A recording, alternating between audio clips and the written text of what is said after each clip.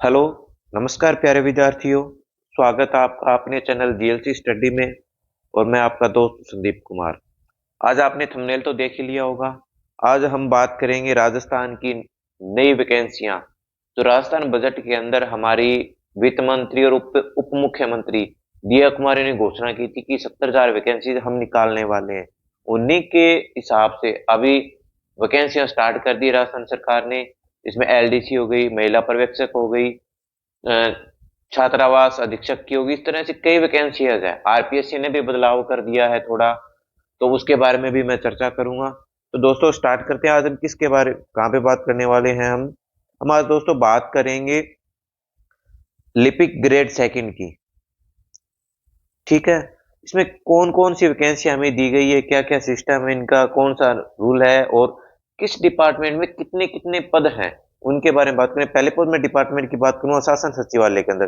दोस्तों पहले शासन सचिवालय के अंदर जो है वो सेकंड ग्रेड लिपिक की है, जिसमें 584 गैर अनुसूचित क्षेत्र है, यानी टीएसपी और नॉन टीएसपी। ये जो अपने बात करेंगे, ये नॉन टीएसपी की बात करेंगे। ठीक है, नॉन टीएसपी। और ये टीएसपी की बात करेंगे। ठीक है दोस्तों, चलिए बात करता हूं मैं सेकंड ग्रेड लिपिक की, जिसमें नॉन टीएसपी के 584 पोस्ट है और टीएसपी के नहीं है। इसमें टोटल 584 हो गए। फिर राजस्थान लोक सेवा आयोग आरपीएससी के अंदर भी 61 पद है। नॉन टीएसपी में, टीएसपी में कुछ नहीं है। फिर उसके बाद में करूंगा मैं राज्य के अधीनस्थ विभाग, जैसे स्कूल हो गए, कॉलेज वगैरह हो गए, यानी इस तरह के जो भी डिपार्टमेंट्स हैं उनके अंदर कनिष्ठ सहायक लिपिक है। ठीक है, यूडीसी की बात करेंगे अपने। उनकी टोटल पोस्ट यही है दोस्तों 2788, जो नॉन टीएसपी की। ठीक है, और टीएसपी की 764। टोटल मिलाकर 3552 पोस्टें हैं। और जो टोटल पोस्टें हैं वो है 4197 पोस्ट निकाल दी है। ठीक है दोस्तों, अब अपने बात करेंगे इनमें भी कहाँ से इसके क्या क्या निर्देश हैं, क्या क्या सिस्टम है इनका, किस तरह से क्या क्या सिस्टम होगा। ठीक है, अब बात करते हैं इनका सिस्टम क्या है दोस्तों। सीटी, जो सीटी थी, सीटी 2022 का जो एग्जाम हुआ था, रिजल्ट आया था 2023 के अंदर। उसके अनुसार उनके मार्क्स के आधार पर 15 गुना लिए जाएंगे। ठीक है, और उसके बाद 15 गुना अपने स्टूडेंट को एग्जाम के लिए बुलाया जाएगा। ठीक है, और इनमें ये चेंजिंग भी ये कर सकती है। इसमें लाइनें दी हुई है, भी इसमें ये चेंज भी कर सकता है। ठीक है, चलते हैं अपने आगे। अब इसमें ये दिया गया है अभी ऑनलाइन कैसे भरे। ऑनलाइन वही है सिस्टम दोस्तों। एसएसओ पोर्टल पे जाएंगे, अपने एसएसओ आईडी पे जाएंगे। उन पे जाने के बाद में जिसने रजिस्ट्रेशन नहीं किया है वो पहली बार रजिस्ट्रेशन करेगा। वन टाइम रजिस्ट्रेशन नहीं किया उसको वन टाइम रजिस्ट्रेशन करना पड़ेगा। अपने डॉक्यूमेंट्स हैं वो उसमें फिल करने पड़ेंगे। और सीटी जो दो सीनियर सेकेंडरी का है जो 2022 का, उसके रोल नंबर वगैरह, उनके क्रमांक वगैरह, आपको एप्लीकेशन नंबर दर्ज करना पड़ेगा। उसके बाद में आपका फॉर्म स्टार्ट हो जाएगा। ठीक है, फिर चलते हैं नेक्स्ट। ये एसएसओआईडी में किस तरह से करेंगे, उनमें क्या क्या मूल प्रमाण पत्र। ठीक है, और ये जैसे मूल प्रमाण पत्र हो गया। ठीक है, इस तरह की जो चीजें हैं वो इसमें अपने डिजी लॉकर के माध्यम से 10वीं की 12वीं की इस तरह से अपने कर सकते हैं। ठीक है, चलते हैं नेक्स्ट बात है अपने। एसएसओआईडी पे भर सकते हैं। इनके वो नंबर वगैरह भी इनके दिए हुए। आप अगर आपको कोई भी प्रॉब्लम आ रही हो तो नंबर जो है इस पे, या फिर ईमेल डेस्क भी इनका दिया होता है। आप ईमेल के द्वारा, जो ईमेल दी गई हुई है इस पे, ईमेल पे आप मैसेज भी कर सकते हैं, मुझे ये प्रॉब्लम आ रही है, इसका सॉल्यूशन बताइए। या डायरेक्ट आप सीधे नंबर से बात भी कर सकते हैं। ठीक है, पंजीयन शुल्क वाली वही बात है। आपने अगर एक वन टाइम रजिस्ट्रेशन अगर आपने करवा लिया है पहले पैसे देके, तो आपको पैसे नहीं देने पड़ेंगे। अगर आपने नहीं दिए हैं तो जो जनरल है उनके 600, अति पिछड़ा वर्ग और जनरल उनके 600 रुपए है।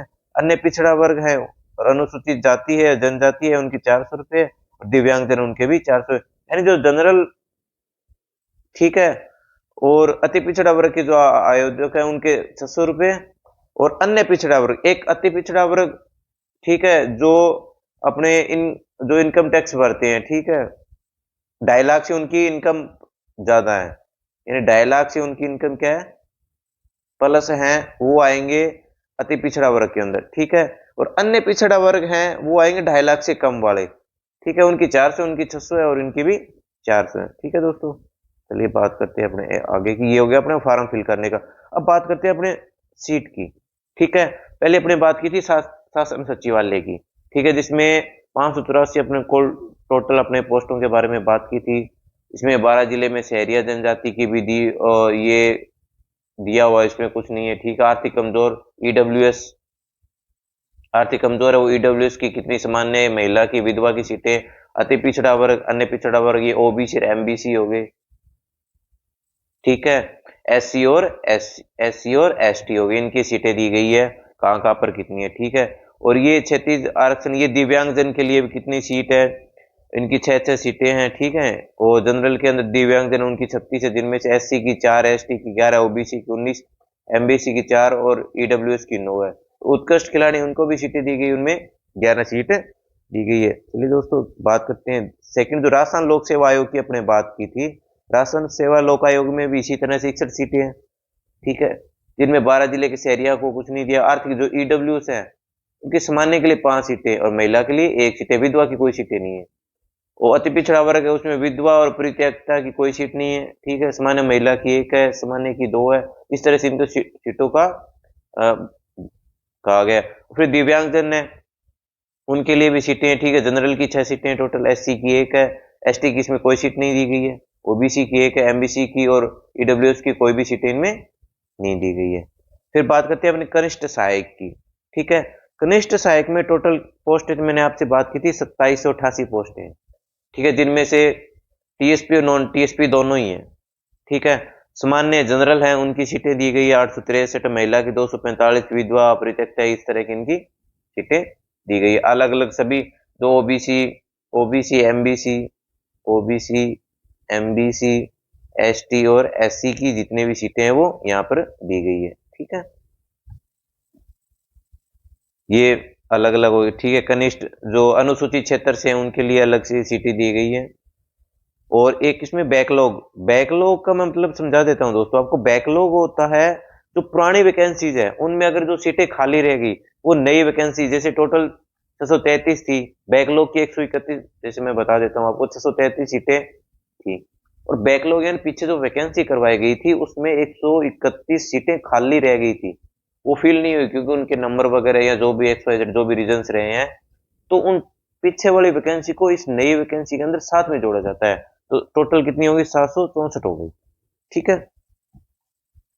अब इसमें आगे और अपने बात करते हैं। इसमें विशेष सूचना सीधी भर्ती हो गई, ये जो महिलाओं को 30% आरक्षण होगा, इस तरह की जो भी बातें इसमें बताई गई है।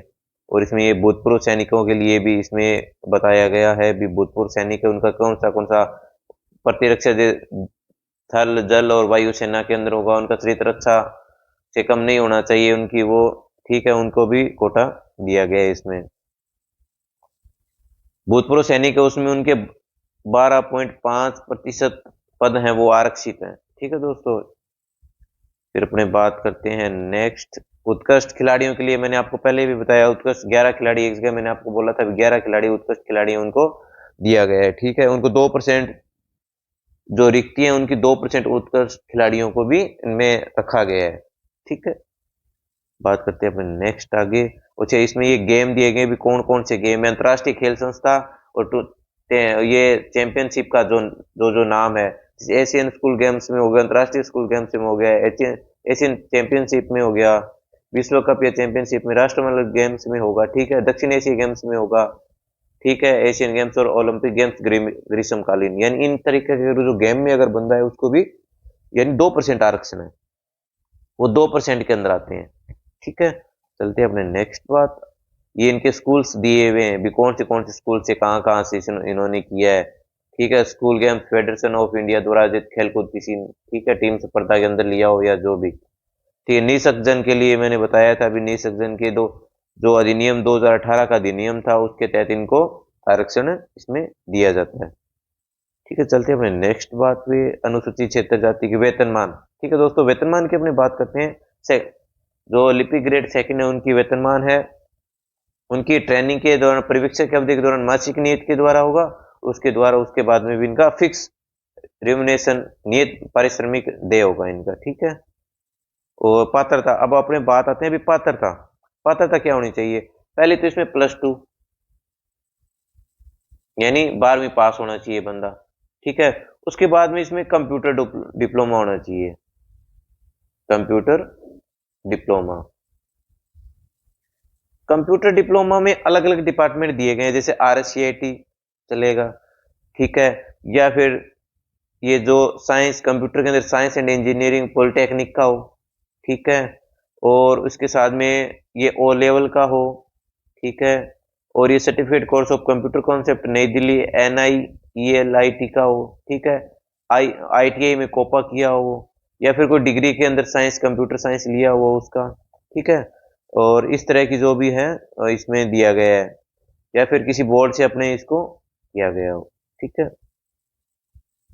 अब अपने बात करते हैं आगे, देवनागरी लिपि का ज्ञान और अन्य योग्यता। अच्छा, स्वास्थ्य उसका काम करने योग्य होना चाहिए, ये ना हो भी उसको वो काम भी नहीं कर पाए जो कंप्यूटर का वगैरह या जो भी होगा, और जो शिक्षा अधिकारी उनसे जो उनका सिस्टम होगा उनसे वो उसका आरोग्य प्रमाण पत्र, एक आरोग्य प्रमाण पत्र होता है, वो इनको साथ में लाना हो, ठीक है, प्रमाण पत्र होता है।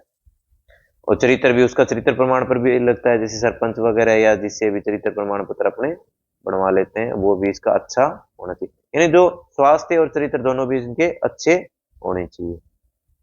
अब राष्ट्रीयता, राष्ट्रीय तो वही है, भारत का नागरिक हो, नेपाल का, भूटान का, या तिब्बत शरणार्थी वाला, वो भी ठीक लगभग अपने भारत के राजस्थान के हैं, तो फिर भारत के ही अपने हैं। आयु, आयु इसमें क्या दिया गया है दोस्तों, आयु है 18 वर्ष से लेकर 40 वर्ष तक। 18 से और 40 के बाद में भी आयु में भी छूट दी गई है, ठीक है, आयु में छूट दी गई है। जैसे आयु की दृष्टि से ये 3 वर्ष से अधिक छूट नहीं दी जाएगी, यानी 3 वर्ष से अधिक छूट नहीं, जैसे OBC और SC ST को जिस तरह से छूट देते हैं, 3 वर्ष से अधिक छूट नहीं देंगे, ठीक है, ये सरकार का कहना है। अब आयु में अपने बात कर लेते हैं भी किस कहाँ से कितनी छूट है, ठीक है। अनुसूचित जाति का हो, अनुसूचित जनजाति का हो, अन्य पिछड़ा वर्ग का और अति पिछड़ा वर्ग का हो, और EWS वाला हो, उसको 5 वर्ष की छूट दी जाएगी। जो सामान्य महिला है उसको भी 5 वर्ष की छूट, यानी 40 वर्ष की, यानी वो 45 वर्ष तक ईयर तक वो फॉर्म भरवा सकती है, ठीक है। और जो SC, जो अनुसूचित जाति, अनुसूचित जनजाति, अन्य पिछड़ा वर्ग, इनकी इनमें जो महिलाएं हैं, ठीक है, जो राजस्थान के मूल निवासी, उनको 10% की छूट दी गई, इसमें 10% की भी छूट दी जाएगी, ठीक है दोस्तों। करते हैं नेक्स्ट, अपने चलते, ये इनके आयु की जो छूटें थी उनको दिया गया है। अब अपने बात करते हैं पेंशन। पेंशन मैंने आपको बताई दी, पेंशन जो राज्य सरकार की जो भी नियमानुसार होगी वो पेंशन होगी। जो विवाह पंजीयन, अगर विवाह हुआ हो तो उनका विवाह पंजीयन होना जरूरी है, 2 से अधिक संतानें नहीं होनी चाहिए, ये भी मैं बात करूंगा आपको आगे। अच्छा, इनके जो पंजीयन शुल्क है वो ऑनलाइन ही आजकल लगभग ऑनलाइन ही होता है, या CSC से, ये मित्रा से, आप किसी ATM या डेबिट कार्ड से कहीं से भी इसको ऑनलाइन करवा सकते हैं।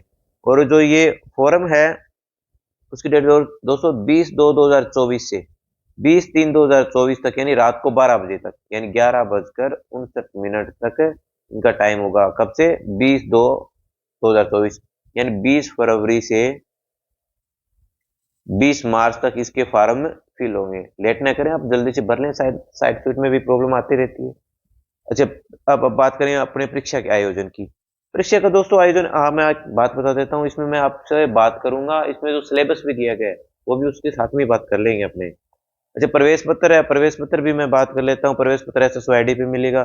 परीक्षा का आयोजन इसमें कंप्यूटर आधारित होगा, या टैबलेट आधारित, या ऑफलाइन भी हो सकता है, ठीक है, यानी CBT कंप्यूटर बेस्ड टेस्ट ले सकती है ये, या फिर ऑफलाइन। लगभग LDC के तो मेरे हिसाब से ऑफलाइन ही होने लगभग, पर शायद अगर सरकार को लगे तो वो ऑनलाइन भी ले सकती है। प्रवेश पत्र वैसे SSYD से मिल जाएंगे, ठीक है। फिर अपने बात करते हैं नेक्स्ट आगे, नियुक्ति की अयोग्यताएं, यानी इसमें अयोग्यताएं कौन कौन सी है वो मैंने आपसे बात की थी। 2 से अधिक संतान वाला अभ्यर्थी नियुक्त के लिए तब तक नियर्थित नहीं समझा जाएगा जब तक उसकी संतानों की संख्या 1 जून 2002 को बढ़ोतरी नहीं होती है, यानी 1 जून 2002 से बाद में अगर तीसरी संतान होती है तो उसको वो योग्य नहीं मानेंगे, ठीक है। इस तरह के कुछ कारण हैं। मैं ये जो हमारा टेलीग्राम चैनल है GLC स्टडी से, उसमें ये नोटिफिकेशन मैं भेज दूंगा, आप वहां से आप चेक कर लेना, ठीक है दोस्तों। अब इसमें आवेदन कैसे करें? अब आवेदन का तो वही है, SSYD पे जाना पड़ेगा, फिर अपने वो भी करने पड़ेंगे, ठीक है, सबमिट वगैरह करना पड़ेगा, उसे अपने आवेदन कर सकते हैं, ये कोई बड़ी बात नहीं है। अच्छा, इसमें फोटो वगैरह कैसी होनी चाहिए, क्या नहीं होनी चाहिए? फोटो में ये कहा भी अधिकतम 1 माह से पुराना नहीं होना चाहिए। बैकग्राउंड सफेद या हल्के रंग का होना चाहिए। ठीक है, आवेदक का चेहरा 50% जगह घेरना चाहिए। ठीक है, और चेहरे पे कपड़े पे छाया बालों को ढका हुआ नहीं होना चाहिए। आंखों, सिर, आंख, नाक थोड़ी स्पष्ट रूप से दिखाई देनी चाहिए। ठीक है, चश्मे, और इसमें यदि आप चश्मा पहनते हैं फोटो खिंचवाते समय, उसका फ्लैश चश्मा की आंखों पर नहीं लगना चाहिए, क्योंकि जो बायोमेट्रिक होती है आंखों की, उनसे वो स्कैन वगैरह करते हैं। फोटो की साइज वो जेपीजी के अंदर होना चाहिए। साइन हो गए फोटो के दोनों जेपीजी के अंदर, ये साइज ये के भी से ज्यादा नहीं होनी चाहिए। फाइल का आकार 50 से यानी 50 से 100 KB के बीच में होना चाहिए। पहली बात तो अगर आपने वन टाइम रजिस्ट्रेशन कर रखा है तो आपको फोटो और साइन वगैरह कुछ सबमिट करने की कोई जरूरी नहीं है। आपसे पहले वो बस आपको नेक्स्ट नेक्स्ट करना है। एक दो वो है जो चीटी का वगैरह का वो भरना पड़ेगा, और आपको ज्यादा कुछ भी नहीं भरना पड़ेगा। चलते हैं अपने हस्ताक्षर, ये हस्ताक्षर आ गई, सेम सी बात है इनकी। फिर परीक्षा वेबसाइट है। अगर आप, हाँ मैं बता देता हूँ आपको, अगर आप किसी क्वेश्चन करते हैं और उसको अगर साइट या बोर्ड है वो इसको गलत मानता है और आपको ये लगता है भी सही है, तो आप एक क्वेश्चन, अगर आप एक क्वेश्चन पर आपत्ति लगाते हो एक पर, तो आपके 100 रुपये आपका चार्जेस लगे। अगर ये मान लो भी आपके 5 क्वेश्चन आपने आपत्ति लगा दी 5 क्वेश्चन पर, तो आपको 500 रुपये चार्जेस दे के आप उनको आंसर की आती है, उसके बाद में आप चार्जेस लगा सकते हैं। ठीक है, चलिए अब संशोधन की प्रक्रिया। संशोधन, उसके बाद में संशोधन आता है, उसमें हम 300 रुपये देकर अपने संशोधन भी कर सकते हैं। ठीक है, 300 रुपये देकर अपने संशोधन इसमें कर सकते हैं। फिर अपने ऑनलाइन आवेदन प्रत्यारित की प्रक्रिया वही बताया था मैंने आपको। ठीक है, और श्रुति लेखन की सुविधा, यानी जो ब्लाइंड है और जो 40% कम जो से ज्यादा ब्लाइंड है, तो उसको श्रुति लेखन के लिए उनको एक बंदा अवेलेबल करवाते हैं। उसको पहले से सरकार को भेजना पड़ता है भी ये बंदा मेरे साथ में लिखने और बोलने का इस तरह का ये बंदा आएगा। ठीक है, और कम से कम 3 घंटे पहले, यानी जिस एग्जाम सेंटर पे जिस ब्लाइंड बंदे का अगर एग्जाम हो, तो उससे 3 घंटे पहले आप वहां से पूछकर उनको बताओगे भी ये बंदा है, मैंने ये सरकार को ये सिस्टम इनको भेज दिए। ठीक है, अब फिर अपने बात करते हैं आगे। ये भर्ती का कुछ नहीं है, अपने ये तो अपने कोई काम की नहीं है। ठीक है, इनकम वगैरह आ गया, अभी इतनी ज्यादा इनकम नहीं होनी चाहिए। अच्छा, इनका अब आ गया अपने भर्ती के बारे में, अब हम बात करेंगे अपने। तो इनका जो सिलेबस है वो भी मैं बात करूंगा, पर सिलेबस में मतलब शॉर्ट में सिलेबस क्या है। 3 घंटे की अवधि होगी, 2 पेपर होंगे। ठीक है, पीछे भी 2 ही पेपर हुए थे। पहले पेपर में जीएस आएगा, जीएस में और गणित आएगा। ठीक है दोस्तों, जीएस और गणित, और सेकंड में हिंदी और अंग्रेजी। अब की बार हिंदी और अंग्रेजी है। ठीक है दोस्तों, 3-3 घंटे का होगा, 100-100 नंबर का होगा। अगर आप ये क्वालिफाई करते हो, अगर ये आप क्वालिफाई करते हो, उसके बाद में आपको टाइपिंग टेस्ट के लिए बुलाया जाएगा। ठीक है, टाइपिंग टेस्ट। टाइपिंग टेस्ट आपका हिंदी और इंग्लिश दोनों में होगा, हिंदी और इंग्लिश के अंदर। ठीक है, अब आपको गति परीक्षण और दक्षता परीक्षण दोनों देने पड़ेंगे, 10-10 मिनट होंगे, और 25-25 नंबर के दोनों होंगे। ये इंग्लिश में होगा और ये भी हिंदी के अंदर होगा। ठीक है, 6 विकल्प के बारे में ये तो आप सब जानते हो, आपने एग्जाम वगैरह दिए होंगे। 3 विकल्प, 5 विकल्प आने स्टार्ट हो गए अब। ठीक है, जो ई होगा इसमें सिस्टम क्या होता है दोस्तों, अगर 10 से ज्यादा अगर आप इसमें दिया होगा, शायद मैं थोड़ा अगर गलत हूँ, 5 विकल्प होंगे उसमें, अगर आप ये नहीं भरते हो तो इसका आपका नेगेटिव कटता है। ठीक है, ये आपको फिल करना ही जरूरी है। अगर आप नहीं भरते हो तो इसका फिल करना है, इसके लिए आपको 10 मिनट अतिरिक्त समय भी दिया जाएगा। ठीक है, और अगर आप उनके 10%, यानी मैं बात करूं, या आपको हिंदी में मैं बात कर ले, इसके 10% ये यहाँ पे दिया हुआ है। ठीक है, ये रहा 10% से अधिक प्रश्न, ये मानो आपने 100 क्वेश्चन आए हैं, अगर आपने 11% का अगर ये ई ऑप्शन नहीं भरा, तो आपको निरस्त, आपका एग्जाम निरस्त माना जाएगा। ठीक है, तो आप 10% से कम नहीं कर सकते। अगर 10% से कम, ये मानो आपने 9% कर दिए, 1/3 इसमें कटेंगे, तो आपके 3 क्वेश्चन सही वाले वैसे भी कट जाएंगे। दोस्तों याद करके ई वाला ऑप्शन, जो क्वेश्चन आप नहीं करोगे वो ई वाला ऑप्शन होना चाहिए। नेगेटिव मार्किंग है इसमें, हाँ नेगेटिव मार्किंग की बात करें तो भाई 1/3 नेगेटिव मार्किंग। ठीक है, अब बात करते हैं अपने सिलेबस की। ठीक है दोस्तों, मैं साथ में सिलेबस वगैरह साथ में कर लेते हैं, अलग अलग करने की क्या जरूरी है। इसमें सिलेबस इसमें आप देख लीजिए, सामयिक मामले यानी करंट अफेयर्स से, करंट अफेयर्स आएगा इसमें, करंट अफेयर्स अपने बात करते हैं। करंट अफेयर्स में राष्ट्रीय और जो राजस्थान की हो, इंडिया और राजस्थान की होगी। ठीक है, इंडिया और राजस्थान दोनों के करंट अफेयर्स आएंगे। भूगोल के अंदर बात कर लेते हैं, भारत के पारिस्थितिकी, वन्य प्राणी, मतलब ये जो एनवायरमेंट वाला है और जो वन्य वाला है, ये तो लगभग आने लग गया। तो आप आरएस का एग्जाम दे लो, चाहे छोटे बड़े कौन से। राजस्थान की भौतिक दशाएं, ठीक है। भौतिक दशाओं के अंदर दोस्तों जैसे जलवायु हो गई, वनस्पति मृदा हो गई, भौतिक विभाग हो गए जैसे अरावली वगैरह वो हो गया, मानव संसाधन, जनसंख्या और जनजातियां हो गई, ठीक है। प्राकृतिक संसाधन में खनिज, वन, जल, पशु हो गए, प्राणी, वन्य प्राणी और संरक्षण हो गए, ठीक है। इको, आर्थिक विकास मतलब इको, ठीक है, जिसमें बजट आ गया, आर्थिक समीक्षा वगैरह ये आ गई, और उसमें योजनाएं, जैसे अपने प्रमुख सिंचाई योजनाएं वगैरह अपने ज्योग्राफी में पढ़ते हैं, पर मरुभूमि के बारे में तो वो इको के अंदर दे दिया इसने, ठीक है। और इनके विभिन्न जो योजनाएं, जैसे सिंचाई के लिए योजना है, जैसे डांग क्षेत्र के लिए हो गया, कंदरा योजना हो गई, जैसे मेव वहाँ के इलाके के लिए अलग योजना है, सब अलग अलग योजना है, ठीक है। और फिर अपने बात करते हैं इतिहास के अंदर, अपने इतिहास इतिहास की बात करते हैं, मध्यकालीन इतिहास होगा। मध्यकालीन इतिहास अपने ये माने 8वीं शताब्दी से, ठीक है, 8वीं शताब्दी से जो आगे का इतिहास होगा। स्वतंत्रता आंदोलन हो गए जो अपने 1857 की क्रांति से आगे, ठीक है। फिर राजनीतिक पुनर्गठन हो गया, मतलब बाद में कौन कौन सी संस्थाएं पुनर्गठन के काम आई। लोक भाषाएं, बोलियो बोलियों, ये कल्चर का टॉपिक है दोस्तों, ठीक है। लोक संगीत और लोक नृत्य हो गए, देवता देवियां और योद्धा जो भी हो गए, ठीक है। मेले त्योहार, रीति रिवाज, वेशभूषा, ये कल्चर के होंगे, ये टॉपिक कल्चर। यानी ये 3 टॉपिक है, तीनों को इन्होंने मध्यकालीन इतिहास तो फिर इन्होंने ये नहीं दिया, अपने सभ्यताएं वगैरह इसमें नहीं दी, सभ्यताओं को इनका हटा दिया। यानी मध्यकालीन इतिहास के बारे में बात की उन्होंने, पहले के इतिहास के बारे में बात नहीं की। औद्योगिक विकास के बारे में उन्होंने बात की है। औद्योगिक क्षेत्र है जो अपने, ये राजस्थान में औद्योगिक क्षेत्र हैं, पेट्रोलियम खनन वाले हो गए, और जो अलग अलग जो उद्योग हैं, और सीमेंट उद्योग हो गया, बजरी वाला हो गया, गन्ना उद्योग, ये चीनी वाला उद्योग, अलग अलग उद्योग, कच्चे माल कहाँ कहाँ से मिलते हैं, छोटे बड़े जो उद्योग हैं उनके बारे में। जैसे ऊर्जा है, सौर ऊर्जा हो गया, अणु, पवन, जो ये जो ऊर्जा के एनर्जी के सोर्स हैं, ये अभी भारत सरकार ने नए जारी किए हैं दोस्तों। मैं आपको बता दूं, कई पुराने वाले ना पढ़ते हो आप, ठीक है। फिर अपने बात करते हैं विज्ञान के बारे में। विज्ञान के अंदर अलग अलग इनका विज्ञान का दिया, भौतिक और रासायनिक विज्ञान दिया गया है, ठीक है। फिजिकल और केमिकल हो गया, धातु है, धातु के बारे में इनका हो गया, ठीक है। कार्बन्स के बारे में हो गया, प्रकाश, प्रकाश का हो गया, ठीक है। विद्युत आ गई, अंतरिक्ष, ये बड़ा इंपॉर्टेंट क्वेश्चन टॉपिक है दोस्तों। आजकल इनके बारे में भारतीय अंतरिक्ष और अनुसंधान और जो सूचना प्रौद्योगिकी है ना, इनके बारे में बहुत ज्यादा क्वेश्चन आ रहे हैं इनके। और फिर अनुवांशिकी के अंदर जैसे मेडल का हो गया, गुणसूत्र हो गया, न्यूक्लिक अम्ल हो गया, ठीक है। इन तरह के अनुवांशिक के अंदर भी इनके क्वेश्चन आ रहे हैं। और फिर अपने साइंस के अंदर अपने देखते हैं पर्यावरण। पर्यावरण तो हर, जो भी कोई भी एग्जाम हो सर दोस्तों, उसमें पर्यावरण तो बहुत अच्छी तरह से आ रहा है, ठीक है। पर्यावरण हो गया, जंतुओं का आर्थिक महत्व, जैसे नेक्स्ट रक्त समूह, ये भी क्यों, इसके भी टॉपिक है। रक्तदान हो गया, आर एच कार का आर फैक्टर हो गया। फिर मानव के अंदर रोग, मतलब किससे कौन से विषाणु से कौन से लगते हैं, जीवाणु से कौन से लगते हैं, अलग अलग, ठीक है, उनके कारण और निवारण के बारे में। फिर अपने बात करते हैं गणित की, ठीक है। अपने गणित की बात करते हैं दोस्तों। गणित के अंदर वैदिक वैदिक विधि से वर्ग, घनफल, वर्गमूल और घनमूल, 6 अंकों की संख्या तक। फिर ये अपना आ गया बोर्ड मास वाला हो गया, ठीक है। और सेकंड मैथ का आ गया। फिर अनुपात, समानुपात, रेशियो आ गया, परसेंटेज आ गया, प्रॉफिट लॉस आ गया, सज आ गया, सरल, सीआई और एसआई और बट्टा आ गया, ठीक है। फिर त्रिभुज, सर्वांग, यानी ये सेकंड मैथ का हो गया। सेकंड मैथ बोलते हैं अपने, एक अरिथमेटिक होता है, एक सेकंड मैथ बोलते हैं, उसके क्वेश्चंस आ गए, ठीक है।